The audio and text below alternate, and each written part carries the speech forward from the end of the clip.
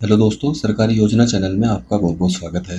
Friends, आज हम post office और एसबीआई बैंक की एक टॉप क्लास स्कीम के बारे में बात करेंगे, जिसके अंदर आपको फिक्स रिटर्न मिलता है और ये रिटर्न एफडी और आरडी के कंपैरिजन में ज़्यादा होता है।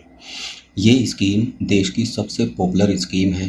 जो सरकारी एम्प्लॉय होते हैं उनके जैसा अगर आप फंड इकट्ठा करना चाहते हैं तो ये स्कीम आपके लिए सबसे बेस्ट है।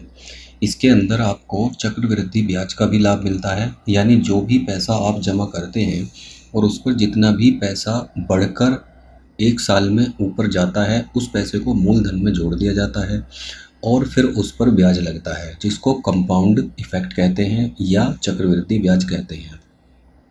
इस वीडियो में मैं आपको बताऊंगा कि कैसे आप 12,500 रुपये जमा करके लगभग 40 लाख रुपए की राशि इकट्ठा कर सकते हैं। इसके साथ साथ हम कैलकुलेटर पर कैलकुलेट करके ये भी देखेंगे कि अगर हम हर महीने 500 रुपये, 1000 रुपये, 2500 रुपये, 3000 रुपये, 5000 रुपये, 10,000 रुपये जमा करते हैं तो हमें सालाना कितना पैसा जमा करना पड़ेगा और हमें फाइनली पीपीएफ फंड के अंदर पैसा जमा करने पर फाइनली अमाउंट कितना मिलेगा। तो आप वीडियो से आखिर तक जुड़े रहिए। वीडियो के आखिर में मैं आपको बताऊंगा कि कैसे आप मात्र 12,500 रुपये जमा करके 1 करोड़ रुपए से भी ज़्यादा की धनराशि जमा कर सकते हैं। ये मैं आपको वीडियो के आखिर में कैलकुलेटर पर कैलकुलेट करके बताऊंगा कि किस तरह से आप पीपीएफ अकाउंट से 1 करोड़ रुपए से भी ज़्यादा की राशि इकट्ठा कर सकते हैं। आपसे निवेदन है कि आप हमारे चैनल सरकारी योजना को इसी तरह के अपडेट्स पाने के लिए सब्सक्राइब जरूर कर लें और हमारी इस वीडियो को ज़्यादा से ज़्यादा लोगों को शेयर करें। तो चलिए शुरू करते हैं और समझते हैं इसकी सारी जानकारी। फ्रेंड्स, पब्लिक प्रोविडेंट फंड एक ऐसी स्कीम है जिसको शॉर्ट में पीपीएफ भी कहते हैं। ये एक ऐसी स्कीम है जिसके अंदर आपको फिक्स रिटर्न मिलता है। मिनिमम एक साल में आप इसके अंदर 500 रुपये भी जमा कर सकते हैं। ये एक ऐसी स्कीम है जिसके अंदर आप एक साल में 12 बार पैसे जमा कर सकते हैं और एक साल में आप मिनिमम 500 रुपये और मैक्सिमम 1,50,000 रुपये जमा कर सकते हैं। क्योंकि इस पर फिक्स रिटर्न मिलता है और ज़्यादा रेट ऑफ इंटरेस्ट इस पर मिलता है, इसलिए इसकी सरकार ने लिमिट बनाई हुई है कि आप 1,00,000 रुपये से 1,50,000 से ज़्यादा इसके अंदर पैसा जमा नहीं कर सकते। तो अगर आपका बजट इस तरह से है कि आप सालाना जमा करना चाहते हैं तो आप सालाना भी इस स्कीम के अंदर जमा कर सकते हैं। आप अगर चाहते हैं कि मंथ के मंथ आप छोटा छोटा अमाउंट इसके अंदर जमा करते जाएं तो आप वो भी कर सकते हैं। इससे जुड़ी हुई सारी जानकारी का लिंक नीचे अवेलेबल है। अगर आप हिंदी में इसको पढ़ना चाहते हैं तो नीचे लिंक में इसका लिंक मिलेगा डिस्क्रिप्शन बॉक्स में, वहाँ पर क्लिक करके आप सारी जानकारी को पढ़ सकते हैं।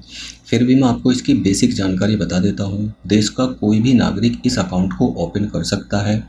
जैसे मैंने बताया है, 500 रुपये मिनिमम और 1,50,000 रुपये मैक्सिमम आप एक फाइनेंशियल ईयर में इसके अंदर जमा कर सकते हैं। जो भी पैसा आप जमा करते हैं उस पर आप टैक्स की धारा 80C के तहत टैक्स छूट भी ले सकते हैं। साथ ही साथ इसमें जो भी पैसा बढ़कर मिलता है वो बिल्कुल टैक्स फ्री होता है। लोन भी इसके अंदर अवेलेबल है। जब आप इस अकाउंट को ओपन करेंगे और आपका पैसा इसमें इकट्ठा होता चला जाएगा तो आप उसके बाद में 25% तक का लोन भी निकाल सकते हैं और जैसे जैसे आपका टाइम बीतता जाएगा उसके बाद में आप 50% तक या उससे ज़्यादा का भी इसके अंदर से लोन निकाल सकते हैं अगर आपको ज़रूरत पड़ती है। इस स्कीम की यानी पब्लिक प्रोविडेंट फंड की जो दोस्तों मैच्योरिटी पीरियड है वो 15 साल का होता है। इसके साथ साथ अगर आप प्री मैच्योर पैसा निकालना चाहते हैं, यानी आपकी मैच्योरिटी का टाइम 15 साल है लेकिन आप अगर पहले ही पैसा निकालना चाहते हैं तो फिर आपको उस पर कुछ एक पेनल्टी देनी होती है। एसबीआई बैंक के अंदर और पोस्ट ऑफिस के अंदर और लगभग जो दूसरे प्राइवेट बैंक्स होते हैं उनके अंदर भी आप इस स्कीम के अंदर अकाउंट ओपन कर सकते हैं और अपना पैसा जमा कर सकते हैं। एक ही खाते में आपको पब्लिक प्रोविडेंट फंड के सारे बेनिफिट्स मिलेंगे। अगर आप एक से ज़्यादा अकाउंट ओपन करते हैं तो फिर आपको सिर्फ और सिर्फ एक ही स्कीम में बेनिफिट मिलेंगे। कोई भी सिंगल पर्सन इस अकाउंट को ओपन कर सकता है। कोई भी माइनर इस अकाउंट को ओपन कर सकता है अपने गार्जियन के बिहाफ पर। तो चलिए अब मैं आपको लेकर चलता हूँ कैलकुलेटर पर। सबसे पहले मैं आपको बताता हूँ, अगर आप मंथ के मंथ इसके अंदर मान लीजिए 500 रुपये जमा करते हैं तो आपको कितना पैसा जमा करना होता है 15 साल में और कितना पैसा आपको बढ़कर मिलेगा। टोटल पैसा जो 15 सालों में आप जमा करेंगे वो होगा 90,000 रुपये। जो पैसा बढ़कर आपको मिलेगा वो होगा 67,784 रुपये। और फाइनल अमाउंट जो आपने जमा किया और जो पैसा आपको बढ़कर मिलेगा वो होगा 1,57,784 रुपये। तो दोस्तों अगर आप इसके अंदर जमा करते हैं 1,000 रुपये हर महीने, तो टोटल पैसा जो आप जमा करेंगे वो 1,80,000 रुपये जमा करेंगे। जो फाइनल अमाउंट पर जो भी आपका इंटरेस्ट बढ़ेगा वो 1,35,567 रुपये होगा। वहीं फाइनल अमाउंट जो आपको मिलेगा वो 3,15,567 रुपये मिलेगा। इसी तरह से अगर आप मान लीजिए इसके अंदर जमा करते हैं 1,500 रुपये हर माह, तो उस पर आपको जो टोटल पैसा आप जमा करेंगे वो 2,70,000 रुपये होगा। जो पैसा बढ़कर आपको मिलेगा वो 2,03,352 होगा। और फाइनल अमाउंट जो आपको मिलेगा वो 4,73,352 रुपीज़ होगा। वहीं अगर आप मान लीजिए इसके अंदर जमा करते हैं हर महीने 2,500 रुपये, तो 2,500 रुपये जमा करने पर जो टोटल पैसा आप जमा करेंगे अगले 15 सालों में वो होगा 4,50,000 रुपये। जो पैसा बढ़ेगा वो होगा 3,38,919 रुपये।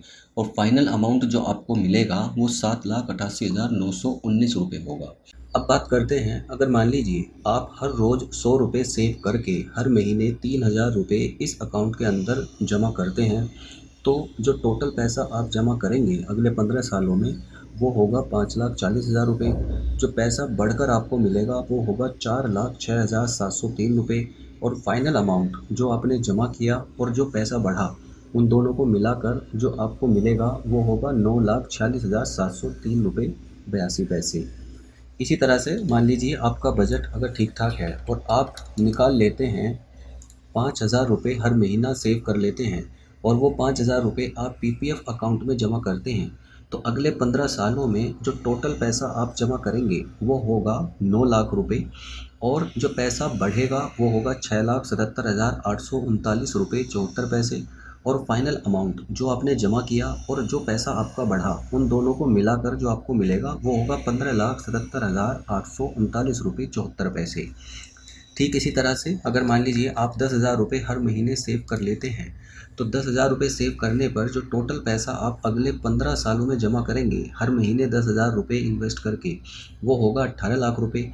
और जो पैसा बढ़कर आपको मिलेगा वो होगा 13,55,679 रुपये 48 पैसे। और फाइनल अमाउंट जो 15 साल के बाद में आपको मिलेगा बिना किसी टैक्स कटे हुए वो होगा 31,55,679 रुपये 48 पैसे। इसकी दोस्तों जैसा मैंने बताया है 12,500 रुपये पर मंथ मैक्सिमम लिमिट होती है और एक साल में आप 1,50,000 रुपये मैक्सिमम जमा कर सकते हैं। तो 12,500 रुपये अगर आप इस अकाउंट के अंदर जमा करते हैं तो जो टोटल पैसा आप अगले 15 सालों में जमा करेंगे वो होगा 22,50,000 रुपये। और जो पैसा बढ़ेगा वो होगा 16,94,599 रुपये 24 पैसे। और फाइनल अमाउंट जो आपको मिलेगा वो होगा 39,44,599 रुपये 24 पैसे।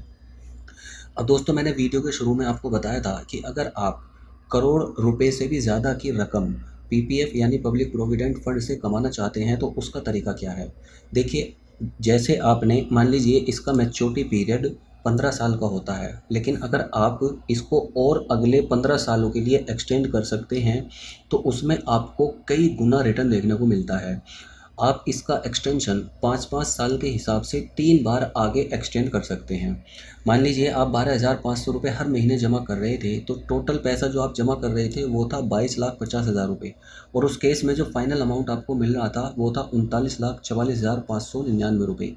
लेकिन अगर आप इसको 15 साल की जगह 20 साल तक खींचते हैं तो फिर आपको जो अमाउंट मिलेगा वो कितना होगा, कितना आप जमा करेंगे। सबसे पहले आप जमा करेंगे टोटल 30 लाख रुपए अगले 20 सालों में, और जो आपका पैसा बढ़ेगा वो होगा 34,55,980 रुपये।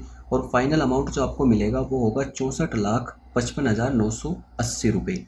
ठीक इसी तरह से अगर आप मान लीजिए इसको 5 साल और एक्सटेंड कर लेते हैं, यानी आप इसको 25 साल तक ऐसे ही कंटिन्यू चलाते रहते हैं, तो जो टोटल पैसा आप जमा करेंगे वो होगा 37,50,000 रुपये। लेकिन जो पैसा बढ़कर आपको मिलेगा वो होगा 62,44,812 रुपये। और फाइनल अमाउंट जो आपको मिलेगा वो होगा 99,94,812 रुपये 40 पैसे। इसी तरह से आप 3 बार इसको एक्सटेंड कर सकते हैं। तो तीसरी बार जब आप इसको एक्सटेंड करेंगे, मान लीजिए आप 30 साल तक कंटिन्यू 12,500 रुपये हर महीने इसके अंदर जमा करते हैं, तो जो टोटल पैसा आप जमा करेंगे वो होगा 45 लाख रुपये। जो पैसा बढ़कर आपको मिलेगा वो होगा 1,04,81,444 रुपये 40 पैसे। और फाइनल अमाउंट जो आपने जमा किया और जो पैसा आपका बढ़ा वो होगा 1,49,81,444 रुपये 40 पैसे।